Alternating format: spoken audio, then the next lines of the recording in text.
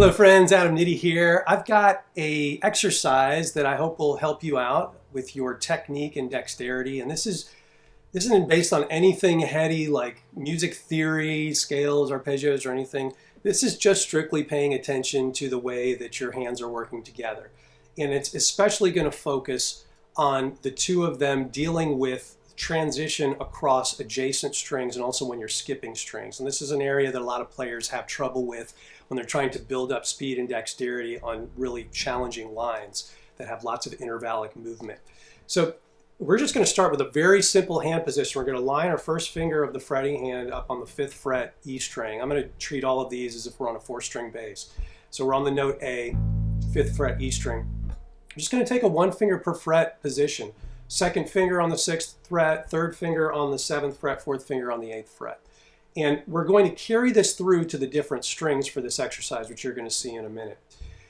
We're going to play just a simple 3-note grouping. It's going to be half step to whole step on this E string, okay? So we're going to play 3 notes, A, B flat, and C, or frets 5, 6, and 8.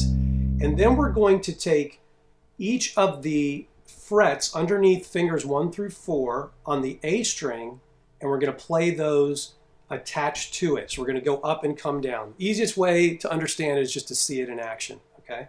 So I'm going to start from here. I'm going to go A, 5th fret, half step to whole step, up to the 5th fret on the A string, back down.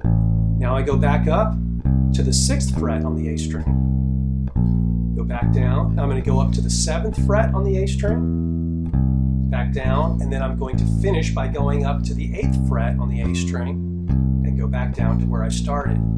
So we've got this sort of cyclical pattern that if we align it with a metronome, you can hear how this would work.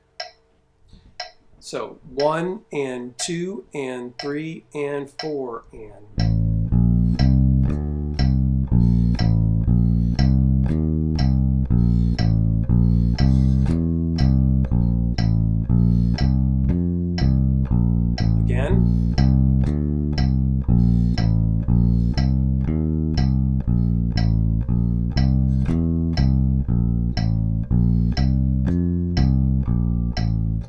Now you can also extend this to the other strings, and this is where the exercise kind of has its power, because now we're having to deal with string skipping. Okay, so instead of just moving to the adjacent string and coming back,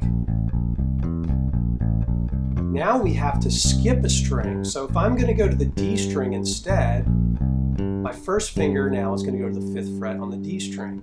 2nd finger, 6th fret, 3rd finger, 7th fret, 4th finger, 8th fret, right? This is how it would sound in that context.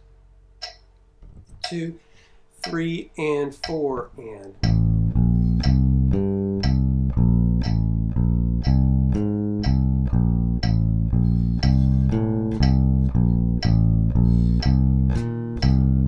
And if you're feeling really brave, you can carry this all the way across to the G string. Okay, same idea, but now we're having to skip 2 strings to get to the G string with this. 3 and 4 and.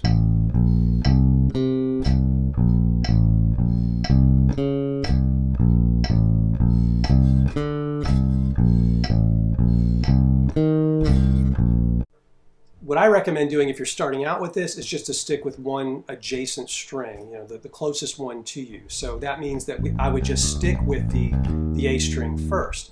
Work it in different tempos once you have it down very, very slow, okay? So we just played 8th notes. This would be the 16th note version. 3 and 4, E and O.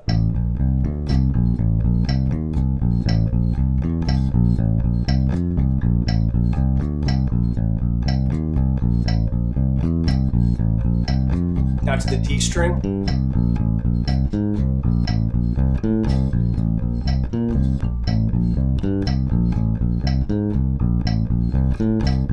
Now to the G string.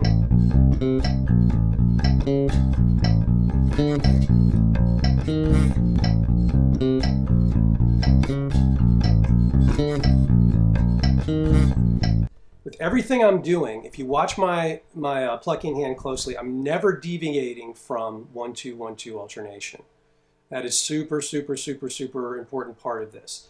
The idea is that when you use very strict alternation, 1, 2, 1, 2, 1, 2, 1, 2, 1, 2, 1, 2, 1, 2, 1, 2, 1, 2, 1, 2, 1, 2, 1, 2, 1. So what happens is as you get more and more used to splitting the workload up, the more challenging exercises that you encounter will benefit from your fingers having to do less work. So you're more efficiently approaching the passages that are faster or require more dexterity. So I hope that makes sense. That's very, very important. You'll find that when you get the alternation down, after a point it becomes so automatic, you have like this burst speed control over it where it just becomes almost like a flutter movement that stays in time, right? And you can hear that on really fast speeds. 1, 2, 1, 2, 3, 4.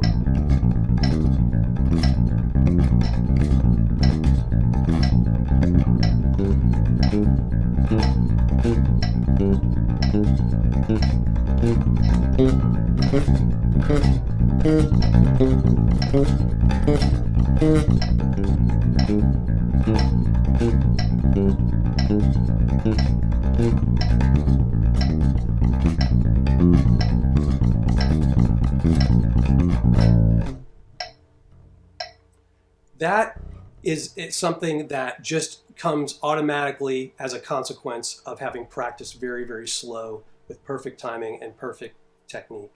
So I hope this helps you out. It's, like I said, it's not a super academic exercise, but it's something that I hope will help your speed and dexterity and maybe get you to the next level or closer to playing something that's been a little bit too difficult for you so far. So thanks so much for tuning in. Hope you all have a great week.